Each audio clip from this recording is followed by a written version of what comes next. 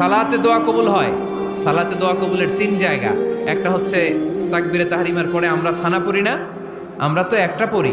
আল্লাহর হাবিব সুন্নাহ এবং নফল নামাজে আরো পড়তেন সানা, ওই দোয়া কবুল হয়। 2 নম্বর জায়গা সালাতে সেজদায় পড়ে দোয়া করলে কবুল হয়। আকরাবু মা ইয়াকুনুল আবদু মির রাব্বিহি ওয়া হুয়া সাজিদ ফাকসিরু ফিহি দুআ। বান্দা যখন সেজদায় লুটিয়ে পড়ে, বান্দা আল্লাহর সবচেয়ে কাছে চলে যায়। তা কিন্তু বিশ্বনবী বলে, সেজদাটা তোমার রবের কুদরতি পায়ের উপরে পড়েছে। সেজদায় পড়ে দোয়া করেন। সালাম ফিরানোর আগে বিশ্বনবী দোয়া করতেন, লা ইউসাল্লিমান্না আহাদুকুম হাত্তা ইয়াতাআওয়াযা মিন আরবা'a।